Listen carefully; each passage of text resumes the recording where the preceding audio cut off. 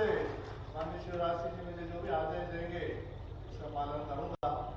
मैं माननीय मुख्यमंत्री जी से मेरी मांगे हैं क्षेत्रीय विकास की, मैं निवेदन करूंगा निश्चित रूप से मुख्यमंत्री जी इन कामों को स्वीकृति देंगे। माननीय मुख्यमंत्री जी, जो यहाँ पर 4 लेन स्वीकृत हुआ था, लेकिन केंद्र सरकार की एक नीति बनी कि 4 लेन सड़कों को ग्रामीण क्षेत्र से निकाला जाए। उस वजह से वो रोड परिवर्तन हो गया। जनता में इस बात की नाराजगी भी थी, आक्रोश भी था, आंदोलन भी हुए। मैं माननीय शिवराज सिंह जी से निवेदन करूंगा कि आदरणीय गडकरी साहब से चर्चा करके चौरी से उज्जैन से चौरी तक 2 लेन स्वीकृत करवाएं। दूसरा, अगर जनता से मेरा काम संभव रहा है, यहाँ एक बाईपास की मांग आज शायद शामिल किया गया। बाईपास आगर में जो हाईवे निकला है, काफी ट्रैफिक है, दिल्ली बॉम्बे रोड है ये, और दूसरा इसके आसपास जितनी दूरी सब शासकीय है। यहाँ की जनता की मांग है कि बाईपास का निर्माण हो ताकि दुर्घटना से बचा जाए। दूसरा, निजी भूमि मालिकों को इसका लाभ मिले।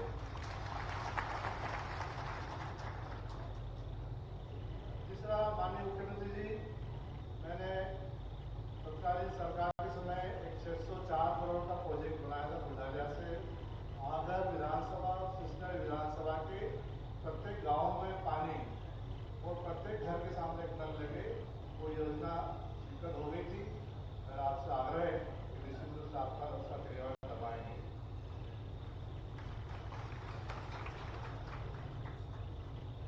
माननीय मुख्यमंत्री जी, आगर विधानसभा में सुसने और आगर विधानसभा में सोयाबीन की अतिवृष्टि से काफी नुकसान हुआ था। शासन ने उसमें मुआवजा मेरे ख्याल से प्रदेश में सबसे ज्यादा 2 अरब रुपये ज्यादा कटा था दोनों विधानसभाओं में। उसकी बीमा राशि बाकी है।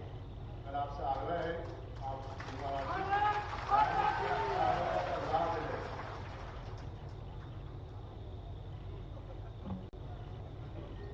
माननीय मुख्यमंत्री जी, मेरा क्षेत्र संतरे के मामले में दूसरा नागपुर कहा जाता है। आगर क्षेत्र में भी संतरा पैदा होता है, आगर क्षेत्र में होता है। मेरा आपसे निवेदन है कि फूड प्रोसेसिंग यूनिट की स्थापना की जाए ताकि किसान भाई को जो संतरा पैदा करते हैं उसका लाभ मिले। बाकी मैं आपसे व्यक्तिगत चर्चा करके निवेदन करूंगा। मेरा एक और निवेदन है आप लोगों से, आने वाला समय आगर विधानसभा के लिए काफी महत्वपूर्ण होगा। यहाँ पर मेरे साथी जैसे मेरे सीनियर थे आदरणीय भगवान जी, मेरे काफी अच्छे आत्मीय संबंध है। विधानसभा सत्र के दौरान कितनी बार हम लोगों के साथ भोजन किया। दुर्भाग्य से वो आज हमारे बीच में नहीं है। शीघ्र आगर विधानसभा का चुनाव होने वाला है। मेरा आप सबसे एक निवेदन है, आगर के विकास के लिए माननीय शिवराज सिंह जिसको प्रत्याशी बनाए उसको जिताएं ताकि मैं दोनों मिलकर आगर विधानसभा का समुचित विकास करें। बहुत बहुत धन्यवाद। जय हिंद, जय भारत। धन्यवाद आदरणीय राणा साहब। अब मैं उन्हें आमंत्रित कर रहा हूं जिन्हें सुनने के लिए आप काफी समय से बेचैन हैं। मैं बड़े आदर और सम्मान के साथ राज्यसभा के सांसद माननीय ज्योतिरादित्य सिंधिया साहब को आमंत्रित कर रहा हूं।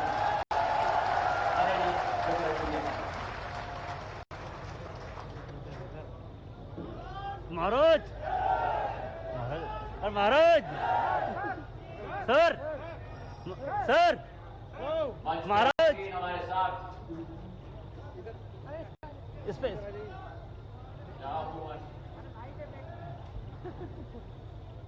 हमारे यशस्वी जनता के जनसेवक के रूप में हमारे मुख्यमंत्री महोदय आदरणीय शिवराज सिंह जी, हमारे प्रदेश अध्यक्ष जिनको पिछले 3 माह में मैंने देखा है मेहनत मशक्कत करके जी जान संगठन में फूंकने की कोशिश सदैव इनकी रही है। मेरे चंबल क्षेत्र के निवासी खजुराहो के सांसद विष्णुदत्त शर्मा जी, जिनके साथ हमारा एक पारिवारिक संबंध रहा है पीढ़ियों से, जिनको देखकर पुरानी यादें दोबारा जीवित हो जाती हैं। संसद में उनके साथ रहने का सौभाग्य भी मिला मुझे। पूर्व मंत्री, पूर्व सांसद आदरणीय सत्यनारायण जाटिया साहब, क्षेत्र के होनहार और समर्पित विधायक एवं मंत्री मोहन यादव जी, क्षेत्र के सांसद राजगढ़ के रोडमल जी नागर साहेब, गोविंद सिंह जी, हमारे विधायक सुसनेर के राणा विक्रम सिंह साहब, जगदीश अग्रवाल साहब, बहादुर सिंह जी, अंबाराम जी कराड़ा जी, राजपाल सिंह जी सिसोदिया, दिलीप सिंह जी, समस्त हमारे मंच पर आसीन सभी हमारे पदाधिकारीगण, कार्यकर्तागण और मेरे लिए सबसे महत्वपूर्ण मेरी आन बान और शान आगर मालवा की समस्त मेरी प्यारी जनता जनार्दन जो यहां उपस्थित है।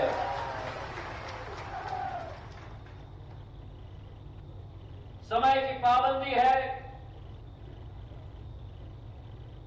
मैं संक्षिप्त में अपनी बात आपके समक्ष रखना चाहता हूं। इस क्षेत्र के साथ मेरा कोई राजनीतिक संबंध नहीं। आपकी आन, आपकी बान, आपकी शान और आपकी सम्मान मेरे जीवन का एकमात्र उद्देश्य रहा है और रहेगा। और इस मंच पर बैठकर पिछले आधे घंटे में कई लोग मेरे पास आए हैं, नलखेड़ा से, सुसनेर से, शाहजहांपुर से, और पुरानी कहानियां मेरी दादी राजमाता साहब के बारे में, मेरे पूज्य पिताजी के बारे में, और उन सब कहानियों का एकमात्र सूत्र है जिससे मैं प्रेरणा लेता हूं कि सिंधिया परिवार ने सदैव जनसेवा का पथ और सत्य का पथ को अपनाया है। कोरोना की महामारी पूरे देश में, इस कोरोना के संकट में मैं नतमस्तक होता हूं हमारे डॉक्टरों के प्रति, हमारे नर्सेस के प्रति, हमारे पुलिस विभाग के कर्मचारियों के प्रति जो अपने जान को जोखिम में डाल के जनसेवा के पथ पे चलते रहे। मैं धन्यवाद देना चाहता हूं हमारे देश के यशस्वी प्रधानमंत्री को, जिन्होंने विश्व को नया रास्ता दिखाया। इस संक्रमण में जहां लाखों लोग अमेरिका में भगवान के प्यारे हो गए, 15 दिन के अंदर पूरे देश में लॉकडाउन करके दिखाया ताकि लोगों की जान इस देश में बचा पाए। ऐसे यशस्वी प्रधानमंत्री को मैं प्रणाम करता हूं। आसान नहीं है लॉकडाउन कराना। 130 करोड़ जनता का बिल, मैंने भी पहले भी कहा था, आज भी कह रहा हूं, एक तरफ वो दल है जिसने आपातकाल घोषित किया था, लॉकडाउन प्रजातंत्र का,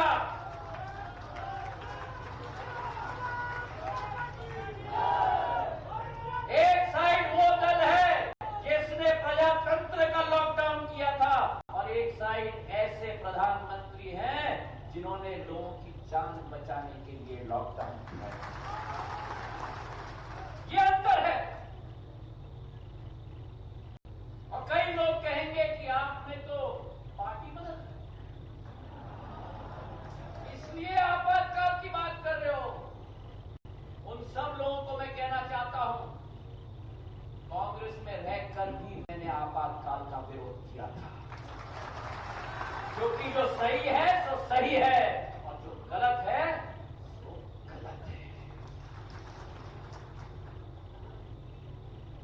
और उस कोरोना की महामारी के वातावरण में कमलनाथ जी जो मुख्यमंत्री थे, उनके पास कोरोना की बैठक करने के लिए समय नहीं था, लेकिन इंदौर में जाकर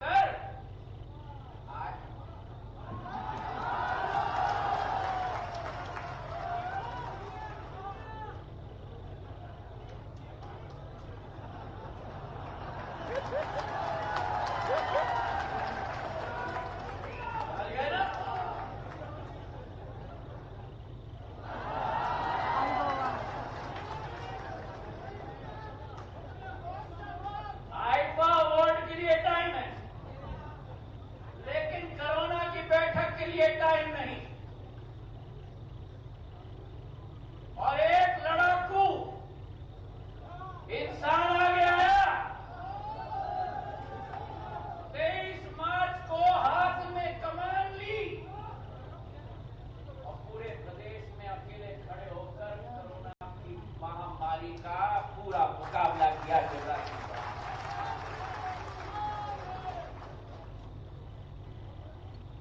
एक महीने बाद 5 मंत्री मिले, एक महीने तो अकेले लड़ते रहे। 90 दिन 6 की टोली पूरे प्रदेश को संभाल रही थी। सबसे ज्यादा चिंता कांग्रेस को कि मंत्रिमंडल क्यों नहीं बना।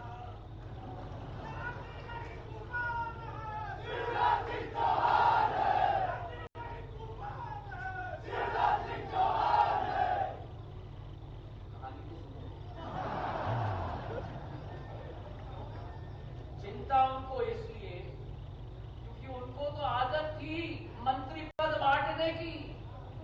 अरे शिवराज सिंह जी, आप क्यों नहीं बांट रहे? और ये भी मैं आपको बता दूं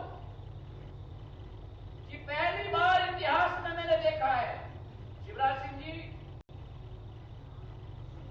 शायद राजनीति में बहुत ज्यादा अनुभव मुझसे ज्यादा आपको हो, हमारे जाटिया साहब बैठे हुए हैं, इनको है, लेकिन मैंने कभी भी किसी भी प्रदेश की सरकार को इस देश में नहीं देखा जहां 28 के 28 कैबिनेट मंत्री बनाए जाए। समझ गए? समझ गए क्या कारण था? समझ गए? मैं नहीं बोल रहा।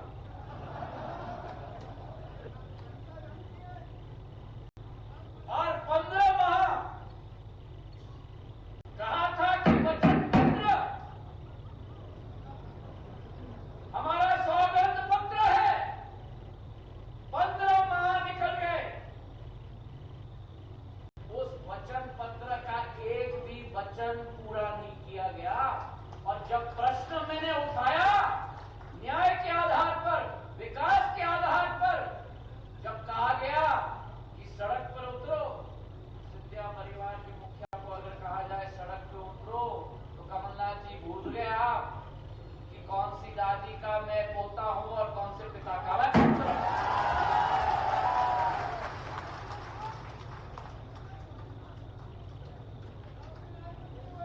अगर जनता के साथ अन्याय हो, अगर किसानों के साथ अन्याय हो, अगर नौजवानों के साथ अन्याय हो, अगर मेरी महिलाओं के साथ अन्याय हो, तो मैं सड़क पर उतर के ही रहूंगा।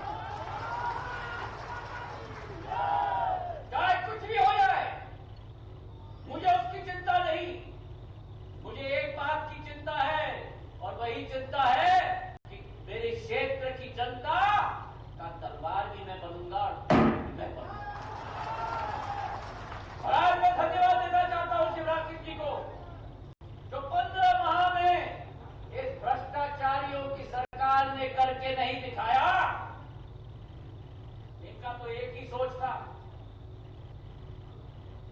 भ्रष्टाचार इनका कारोबार और विकास का किया इन्होंने व्यापार।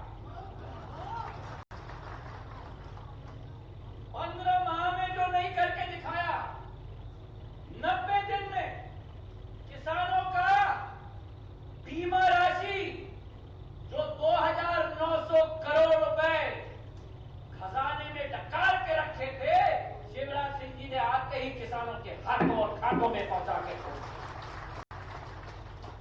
सामाजिक न्याय की योजना 580 करोड़ रुपए की राशि जो आज गरीब के हाथ में नहीं पहुंचाया गया था, वो राशि आपको आवंटित की। और मेरे कहने पर मैं धन्यवाद अर्पित करना चाहता हूं कमल पटेल जी को, शिवराज सिंह जी को।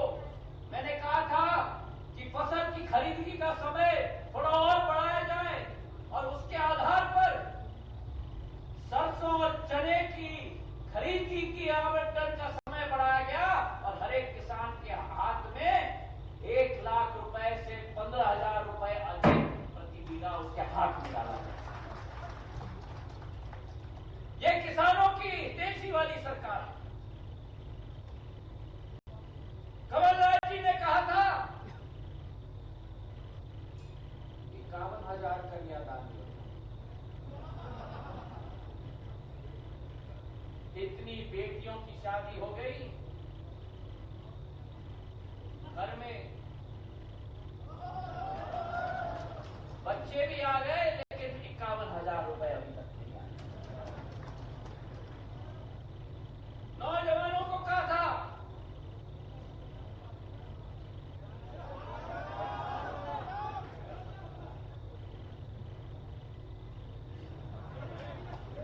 और असली तो जोड़ी है ये, एक बड़े भाई और छोटे भाई।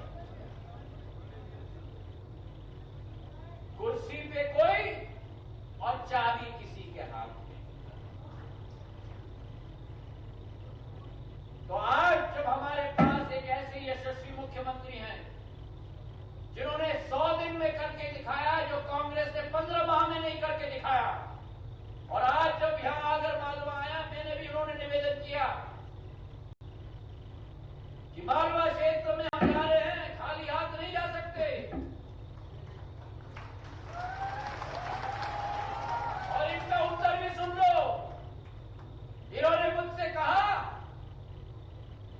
कि मैं तो केवल पहरेदार हूं, विकास और राशि सब मालवा और पूरे मध्य प्रदेश की जनता की।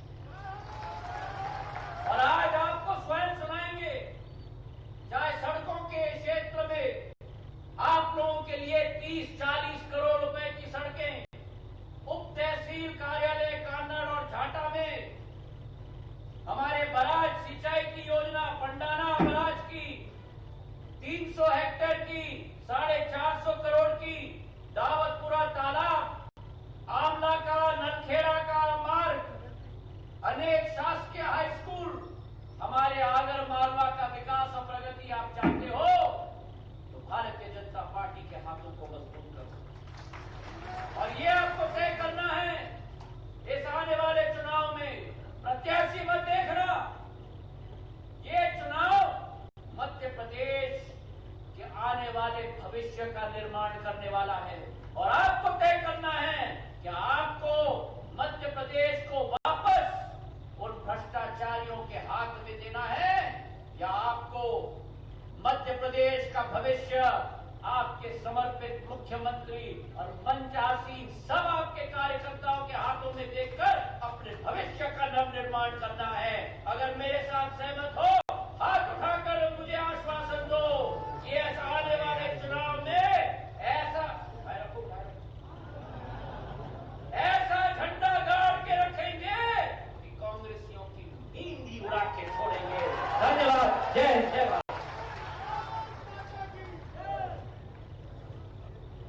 धन्यवाद आदरणीय महाराज साहब। मैं हमारे बीच मंच पर उपस्थित खजुराहो छतरपुर के सांसद माननीय वीडी शर्मा साहब, उन्हें आमंत्रित कर रहा हूं यहाँ की जनता जनार्दन को संबोधित करने के लिए। आदरणीय वीडी शर्मा साहब।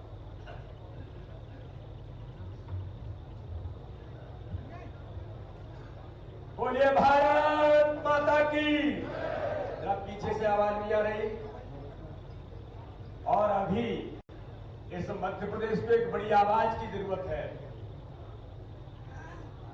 मध्य प्रदेश के हमारे यशस्वी मुख्यमंत्री शिवराज सिंह चौहान ने इस मध्य प्रदेश के अंदर अभियान शुरू किया है, जहां उन लोगों को लगना चाहिए कि आगर के अंदर आज भारतीय जनता पार्टी के कार्यकर्ता, आम जनता मैदान में भारत माता की।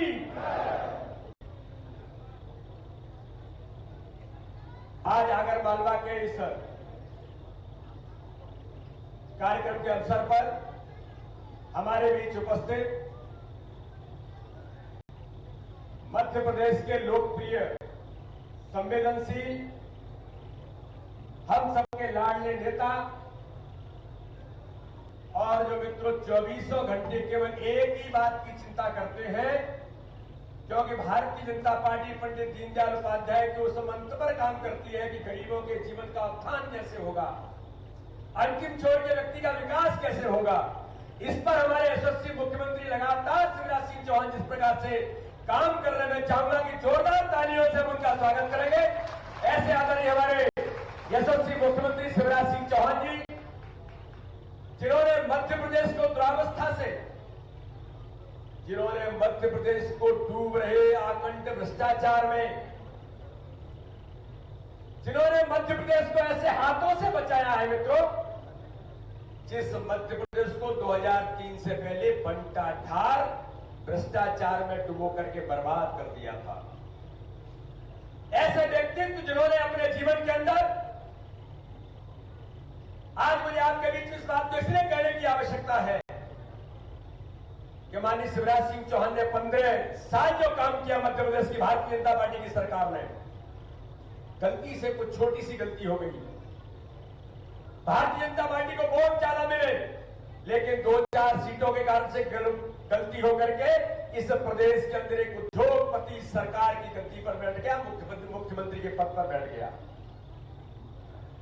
और उस ललकार को जो हमारे ज्योतिरादित्य सिंधिया जी ने जब मध्य प्रदेश के अंदर कहा था, जिसका उल्लेख अभी उन्होंने किया, क्या ये गरीब जनता के साथ जो धोखा हो रहा है, गरीब जनता के साथ आपने जो छल किया है, और आप लगातार मध्य प्रदेश की दुरावस्था हो रही है, नहीं होने दी जाएगी। और उन्होंने कहा था मैं सड़कों पर उतर जाऊंगा। मित्रों, वो सड़कों पर उतरने की बात की, कमलनाथ जी ने कहा कि सड़कों पर उतर जाओ, और ज्योतिरादित्य जी सड़कों पर तो उतरे, लेकिन वो खुद भी सड़क पर आ गए और उनकी सरकार सड़क पर आ गई। ऐसे हमारे ज्योतिरादित्य सिंधिया जी हमारे बीच उपस्थित है। आदरणीय सत्यनारायण जटिया जी हमारे वरिष्ठ नेता है। मोहन यादव जी हमारे उच्च शिक्षा मंत्री, वरिष्ठ नेता, जिन्होंने हाल ही में मध्य प्रदेश की सरकार में उच्च शिक्षा मंत्री का पद आपने संभाला है। राणा वीर विक्रम सिंह जी हमारे बीच उपस्थित है। जोरदार उनका भी हम तालियों से स्वागत करेंगे, तो उन्होंने भी बीड़ा उठाया है। जगदीश अग्रवाल जी, गोविंद सिंह जी हमारे जिले के अध्यक्ष, अंबाराम करोड़ा जी, राजपाल सिंह जी, दिलीप सकेचा जी, बहन श्रीमती कलाबाई जी हमारी जिला पंचायत के अध्यक्ष, और आज इस अवसर पर उपस्थित मंच पर सभी वरिष्ठ पदाधिकारीगण, और आज इस अवसर पर आगर मालवा के अंदर हजारों की संख्या में उपस्थित मेरे नौजवान भाई और बहनों, मुझे ध्यान में है जब माननीय मुख्यमंत्री जी पूर्व मुख्यमंत्री थे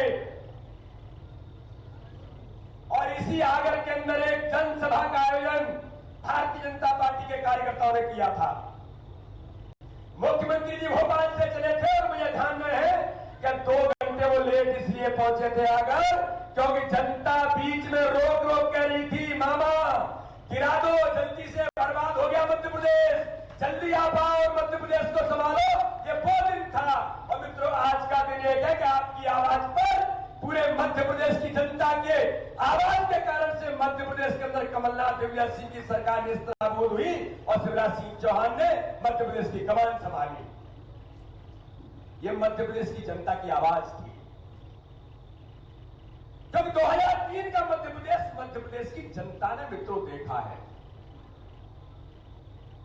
ये जो आगर की जनता है, ये जानती है कि मध्य प्रदेश के अंदर 2003 से पहले एक मिस्टर बंटाढार, जिनका नाम लेने की जरूरत नहीं है, जैसे उनका चेहरा सामने आता है, जैसे उनका नाम सामने आ जाता है, तो जनता की रूह कांप जाती है। ये कहीं फिर से मुख्यमंत्री मुख्यमंत्री न बन जाए, ये कहीं से फिर ना आ जाए। ऐसे दिग्विजय सिंह के नेतृत्व में 2003 के अंदर सरकार चल रही थी। सड़क, बिजली, पानी, हर प्रकार से मध्य प्रदेश तबाह हो गया था।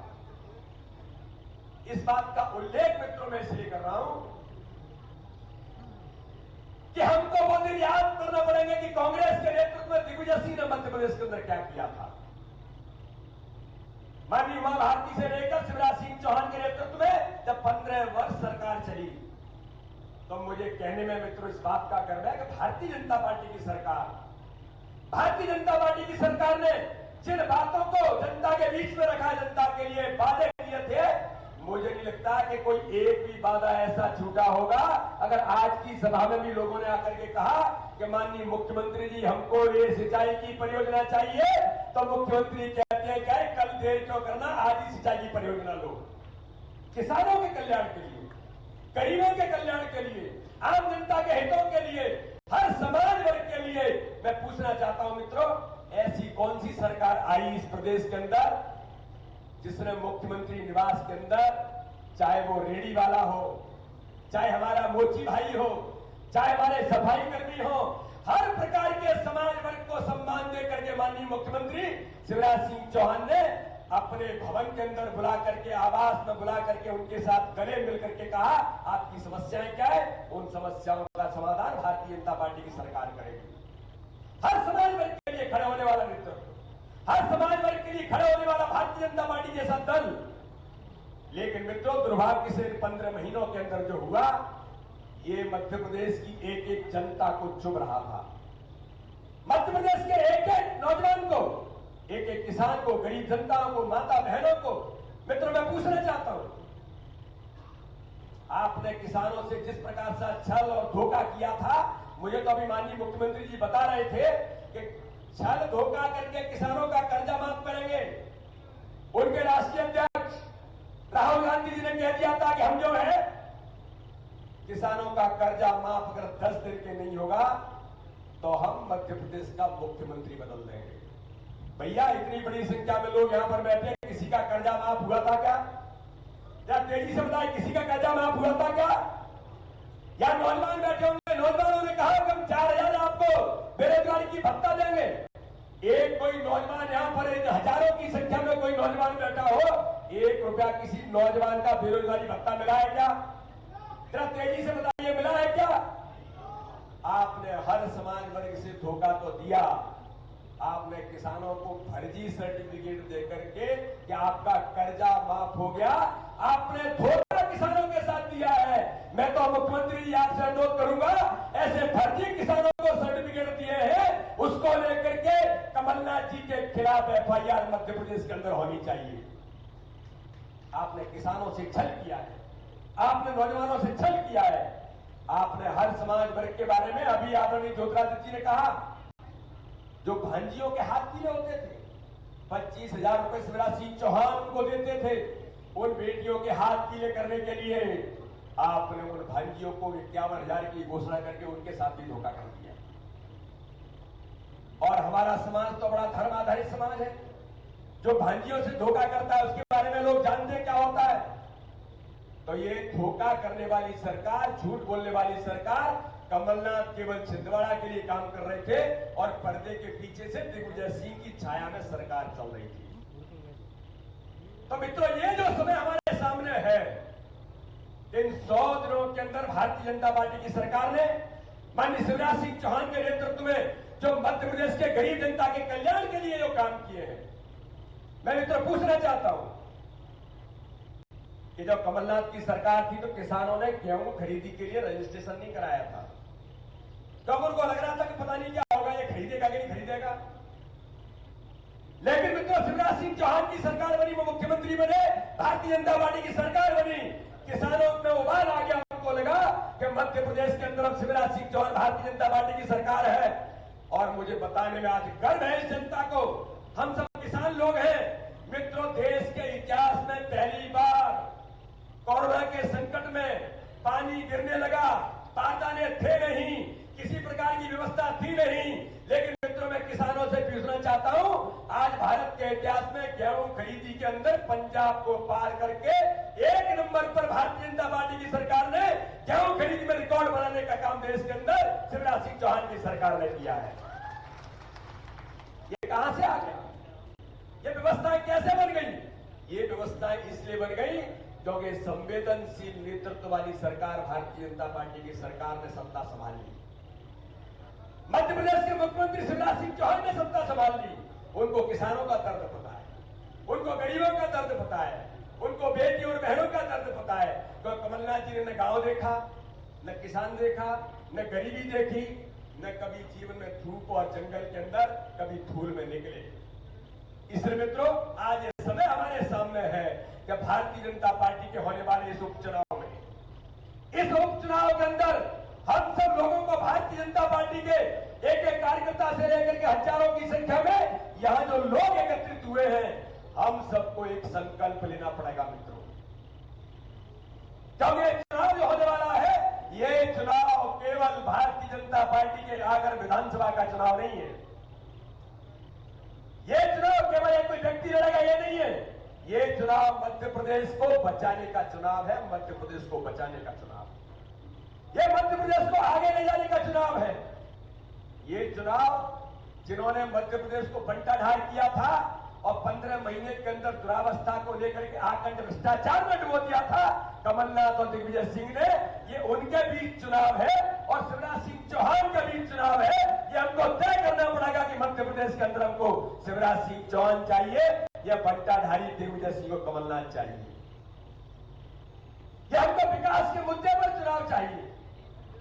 इसलिए मित्रों, आगामी समय में हम सब लोग मिलकर के मध्य प्रदेश के इस उपचुनाव के अंदर आगर विधानसभा में मैं आप सबसे अपील करना चाहता हूं कि गरीबों के कल्याण के लिए नरेंद्र मोदी ने जिस प्रकार से देश के अंदर यशस्वी प्रधानमंत्री जी ने काम किया है, देश के गृह मंत्री अमित शाह जी ने इस देश को ऊंचाइयों पर जो पहुंचाया है, और शिवराज सिंह चौहान लगातार इस यात्रा में काम कर रहे हैं। और हमारे साथ अब मिलकर के ज्योतिरादित्य सिंधिया जी तन मन धन ताकत के साथ मैदान में उतरे हैं और बैठे हुए जो वरिष्ठ नेतृत्व है, इनके नेतृत्व में मध्य प्रदेश को फिर से स्वर्णिम मध्य प्रदेश बनाना है। फिर से अपने मध्य प्रदेश को आगे ले जाने की यात्रा को तेज गति देने का प्रयास करना है। इसलिए मित्रों, ये चुनाव केवल जीतने के लिए नहीं है। यहां बैठे हुए एक एक कार्यकर्ता जो बूथों पर काम करते हैं, आम जनता हमारी आज जो सुन रही है, मेरा आप सब लोगों से अनुरोध है कि प्रत्येक चुनाव केवल जीतना नहीं है, जीतेंगे तो है ही, प्रत्येक बूथ पर चुनाव जीतना है भारतीय जनता पार्टी को। यह संकल्प लेकर के हमको जाना है। इसलिए आज इस सभा के दौरान मैं आप सबसे इसी अनुरोध के साथ कि इस चुनाव को प्रचंड बहुमत से जीतकर हम आगे बढ़े, इसी आशा और विश्वास के साथ बहुत बहुत धन्यवाद। जय हिंद, जय भारत।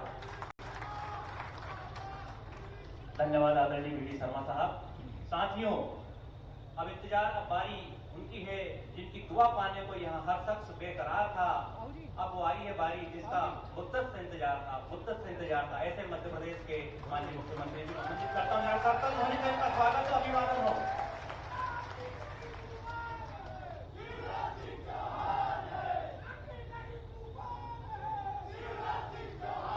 अरे अब तो मामा होंगे,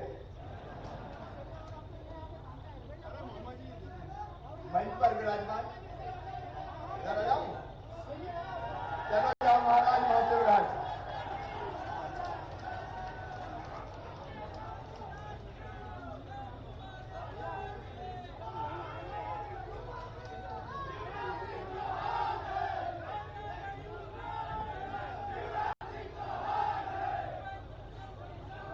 अरे यार,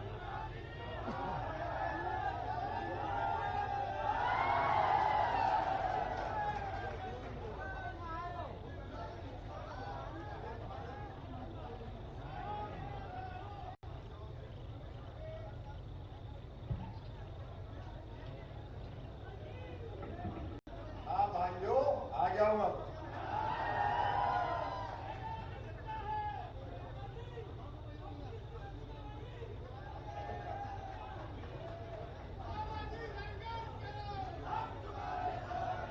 हमारे प्रदेश के यशस्वी अध्यक्ष जो भारतीय जनता पार्टी के शुभंकर हैं, वो जब से बाद एक सफलता प्राप्त करते जा रहे हैं और अंत में तो कमलनाथ जी की सरकार ही ढेर हो गई। ऐसे भाजपा के शेर भाई विष्णुदत्त शर्मा जी, हमारे वरिष्ठ नेता,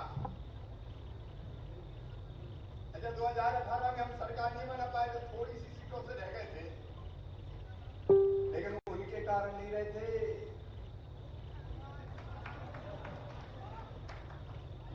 अगर वोट मिले तो दादा के कारण नहीं मिले, महाराज के कारण मिले थे। कांग्रेस को बनाना था इनको, लेकिन बन गए वो, और वो भी ऐसे।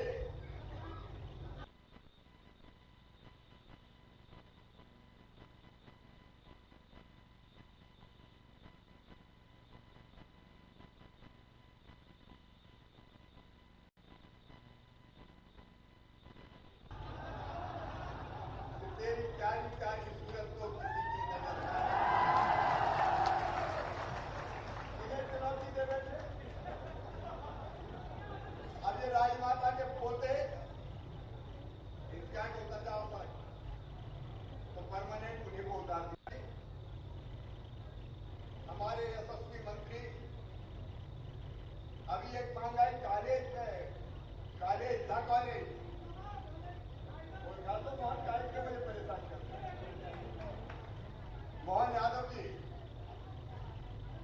सुसनेर के हमारे यशस्वी विधायक, कांग्रेस के लोगों ने बड़ी हवा फैलाई, उधर क्यों चले गए, अरे इधर कुछ नहीं था तो उधर चले गए,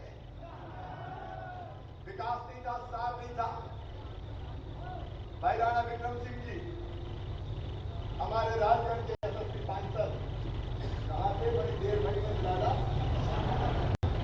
भाई रोडमल नागर जी, हमारे जाबाज और बहादुर विधायक, मेरे साथी भाई बहादुर सिंह चौहान जी, आदरणीय जगदीश अग्रवाल जी, भारतीय जनता पार्टी के ठेठ देहाती अध्यक्ष आदरणीय गोविंद सिंह जी, अंबाराम जी, राजपाल जी, श्रीमती मनोहर उपाल जी, मंच पर विराजमान सभी वरिष्ठ नेता, साथी, पदाधिकारीगण, मेरे भाइयों, मेरी बहनों, मेरे भाइयों, मेरी भांजियों, पत्रकार मित्रों, आप सबको दोनों हाथ जोड़ के प्रणाम करता हूं, आप सबको नमस्कार करता हूं। जयराम जी की और भगवान बैजनाथ की।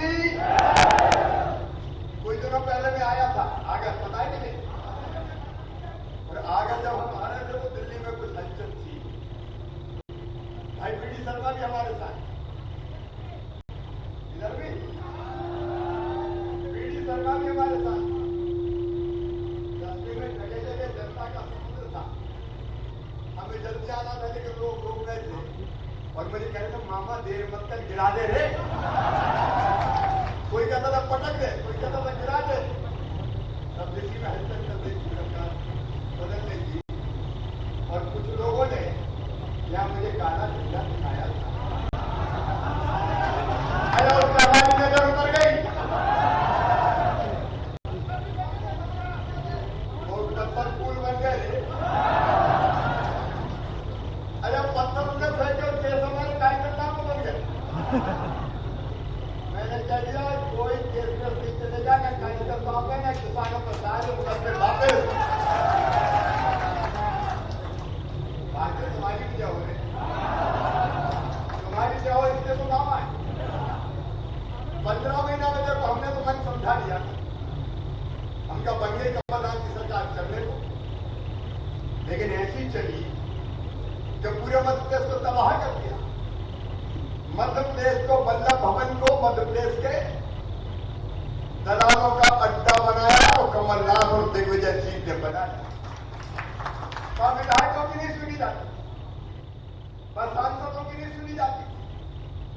विधायक अगर जाए, बताओ बताओ जल्दी बताओ बताओ बताओ, मेरे पास 24 घंटे 26 घंटे नहीं, चलो चलो चलो चलो हो गया। और कहीं का वहां ठेकेदार आ जाए, आगे चलो बैठिए, और बाहर वो बैठे रहते।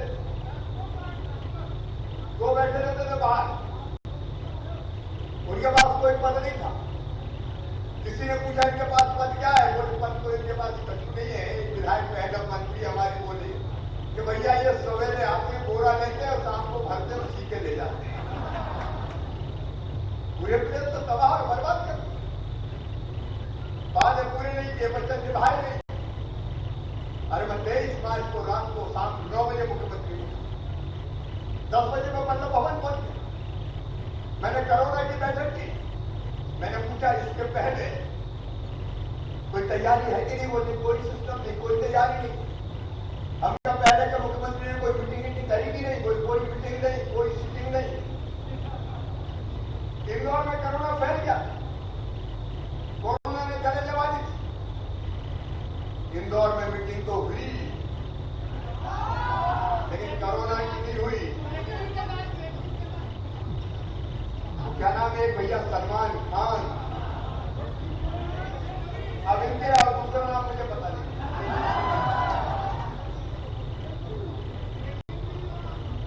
कोरोना की बैठक के लिए समय नहीं। आईफा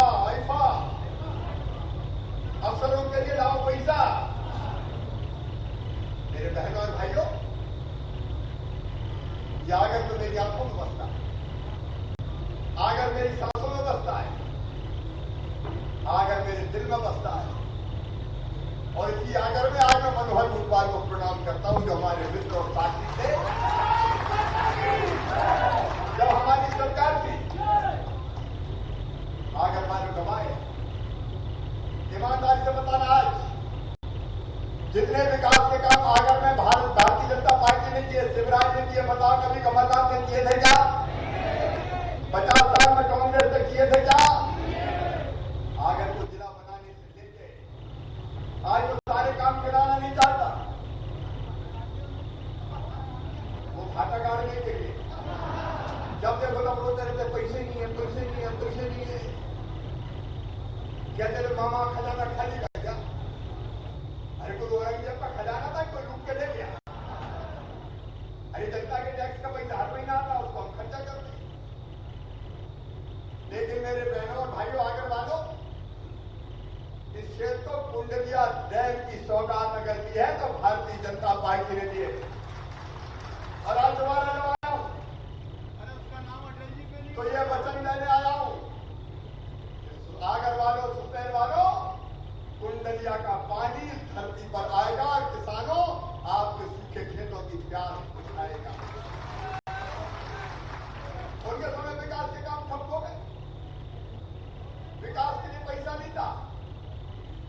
लेकिन अगर चर्चा चलती थी, अब सिंधिया जी कह रहे थे कि 2 थे, 1 नहीं थे। नकली चेहरा सामने आए, असली सूरज छुपी रहे। दूसरे का नाम नहीं लूंगा, नहीं तो नहाना पड़ेगा। और अभी नहाने का मेरा कोई मुंह नहीं है। मैं नहीं कह रहा, उस समय के मंत्री कहते थे उमंग श्रृंगार, रेत माफिया, खदान माफिया, रेत खदान पता नहीं काहे की बाटा बाटी होती थी, शराब माफिया, रेत माफिया। और आप कह रहे थे, कोई नाम ले रहे थे, क्या क्या है? बड़े मियां तो बड़े मियां, छोटे मियां सुभान अल्लाह। पूरे प्रदेश में जब लूटने लगे, नौजवानों को कह दिया 4000 देंगे। आपसे पूछ रहे थे, हमने कहा कमलनाथ जी 4000 का वादा तो पूरा करो। बोले अरे हम 4000 नहीं देंगे। हम क्या दोगे? बोले हम रोजगार देंगे। हमका रोजगार कौन सा देने वाले हो? बोले एक अनोखा रोजगार ढूंढ के लाएंगे, मोर चराने की ट्रेनिंग दिलवाएंगे, बैंड बजवाएंगे, बिच्छू पकड़वाएंगे, बंदर नचवाएंगे। पूरे प्रदेश में तबाह और बर्बाद करते।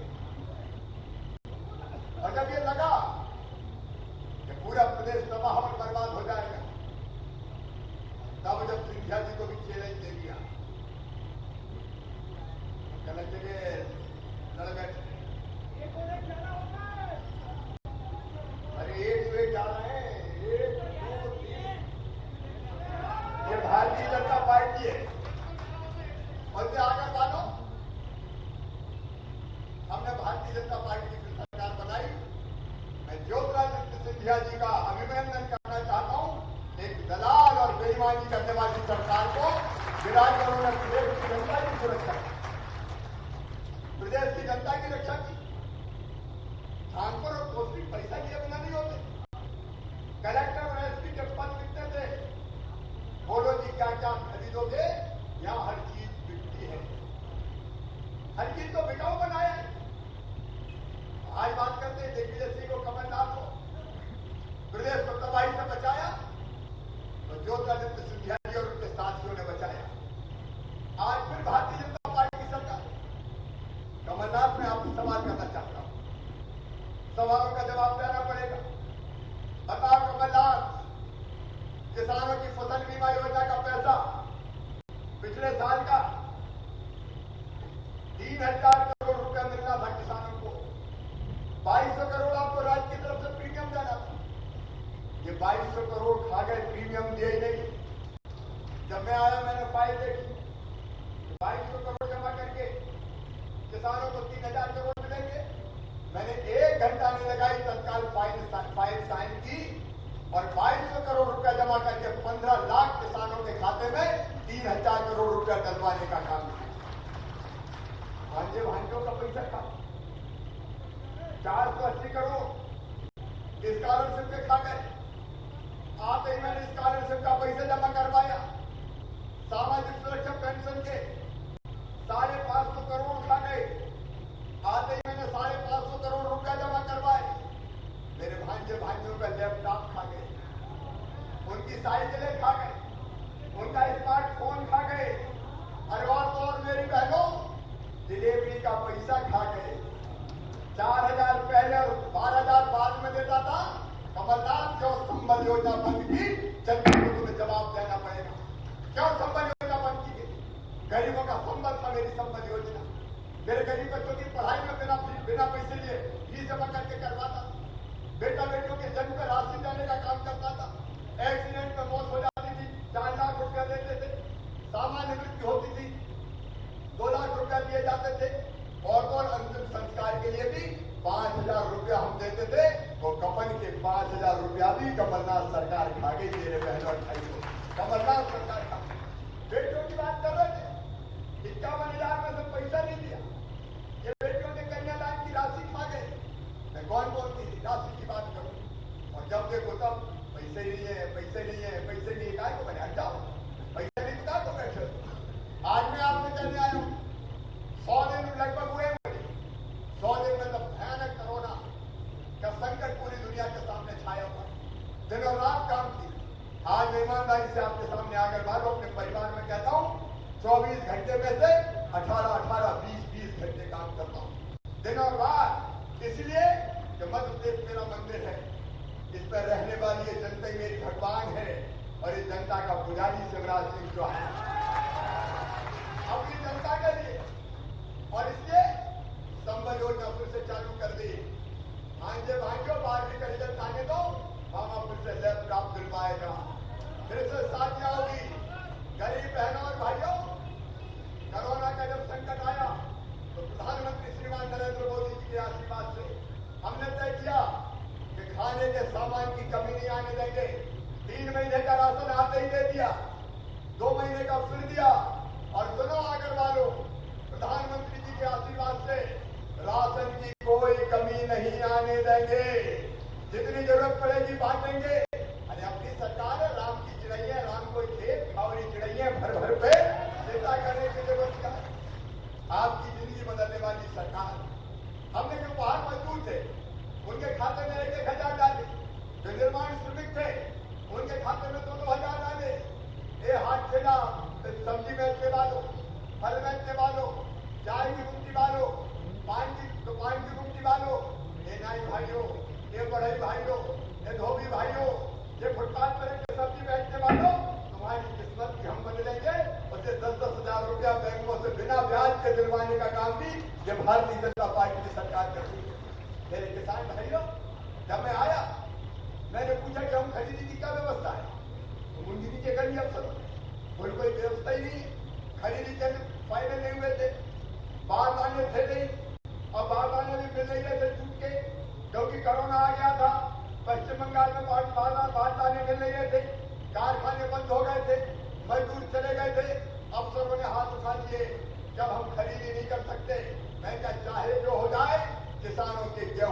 एक एक दाना खरीदूंगा।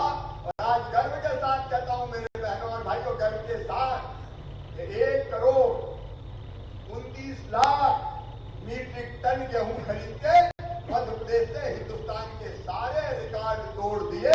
सारा गेहूं खरीदने का काम भारतीय जनता पार्टी की सरकार ने किया। आप बताओगे कमलनाथ होते किसानों का गेहूं खरीद लेते क्या? ब्याज भी कौन खरीदेगा? वो तो मामा ही देखेगा जब जरूरत पड़ेगी। क्या कमलनाथ दिल में दर्द होता है ना? ब्याज की कीमत क्या होती है, अनाज की कीमत क्या होती है, ये कहां कमलनाथ समझते हैं। मेरे किसान भाइयों, इन्हें घोषणा की कर्जा माफी के तो कहीं ने दिया नहीं तो डिफाल्टर हो गए, और डिफाल्टर हो गए तो ब्याज की गठरी मुंडी पे लग गई, परेशान है। 0% का ब्याज का कर्जा नहीं मिल रहा है। एक किसान भाइयों, अगर डिफाल्टर होने के कारण तुम मेरे सर पर ब्याज की गठरी रखी है, वो ब्याज की गठरी शिवराज सिंह चौहान उतारेगा, भारतीय जनता पार्टी की सरकार उतारेगी। परेशान कर दिया किसान। और अभी तो हमने 3000 करोड़ रुपया दिए। अगली बार जब आकर आऊंगा 1-1.5 महीने बाद जब भी हो, तब 4000 करोड़ रुपया और खरीफ के फसल बीमा योजना के किसानों के खाते में डालूंगा। चिंता मत करो। वो कहते थे पैसा नहीं, अब कहां से आ रहा है कमलनाथ जी, तो बता हम कहां से पैसे लाते? जब दिल में तड़प होती तब गरीबों के लिए पैसे आते, तब किसानों के लिए पैसे आते। मेरे बहनों और भाइयों, आगे के विकास को, सुनहरे के विकास को न तब पीछे रहने दिया है और न अब पीछे रहने दूंगा। आज भी आए तो 65 करोड़ के लोकार्पण शिलान्यास के काम लेके आए हैं। कई काम हम स्वीकृत करके आए, पहले कई काम किए। आज भी अगर आए तो एरिया रियल नाड़वन नहर रहित सिंचाई योजना, सूरी तालाब, आलवा तालाब, रिलायंस बैराज, आमली खोरा, परोटी कला, ये कई स्वीकृत किया। और अब देखिए ने पता नहीं कब भापचा बनाना है। अरे बनाना है क्या? खाना तो बना लेंगे मामा काय के लिए। आगर में कोई कसर छोड़िए क्या? बलवा बड़े टिपिया देखो भैया, जहां बन सकता है वहां, क्योंकि मैं अभी पूरा सर्वे मुझे पता नहीं उसका हुआ कि नहीं, लेकिन जहां बन सकता है वहां पर भरोसा है कि नहीं? तो बना के दूंगा, चिंता मत करो। पहले भी आगर के विकास में कोई कसर नहीं छोड़ी है। और ये आज भी अगर मेरे सामने, क्योंकि आज समय ज्यादा नहीं है, इसके बाद थोड़ा कार्यकर्ताओं के बीच बैठना, कोरोना की भी बैठक है, दोनों बैठक करके 6 बजे हमको उड़ना पड़ेगा, और नहीं तो हेलीकॉप्टर जाने से इनकार कर देगा। और आज भोपाल जल्दी पहुंचना है। अरे आगर में तो जी करता है कि मकान बना के रहने लगे, लेकिन अभी नहीं, रिटायरमेंट के बाद आऊंगा। अभी तो जरा एक बार छठ के काम कर लेंगे तो बात। देखिए, आत्मनिर्भर मध्य प्रदेश बनाना, और जब जी ने सब कार्यकर्ताओं से चर्चा करके, बातचीत करके जो मांग पत्र मेरे समक्ष रखा है, उसमें कई सड़कें, कुछ सड़कें में स्वीकृत करके आए हम, उनका विवरण आज मैं नहीं दे रहा। कई तरह की कई सड़कें हमारी गाता से बाजना, पचंडी मैड की, गुरासिया फंटा, गुरासिया टिल्लर, अलग अलग ये स्वीकृत है। और आपने जितनी सड़कें दी है, अब नाम नहीं पड़वा, ये सड़कें बनवा के आकर की जनता को दे देंगे। और विकास के जितने काम बताए हैं वो काम भी करेंगे। बोलो मामा पे सबको भरोसा है? जोर से बताओ, विश्वास है? लेकिन एक बात और सुन लो, ये तब कर पाऊंगा जब आगर विधानसभा जीतेंगे, तभी सरकार परमानेंट होगी। बताइए, सरकार परमानेंट होनी चाहिए कि नहीं? जिससे भाजपा की सरकार बनी रहनी चाहिए कि नहीं? तो आज आप यह वचन दीजिए कि आगर में भारतीय जनता पार्टी को जिता के आपकी सरकार को पक्की और परमानेंट करेंगे। बोलो, तैयार हो? इधर वाले भी तैयार है, सामने वाले भी तैयार है।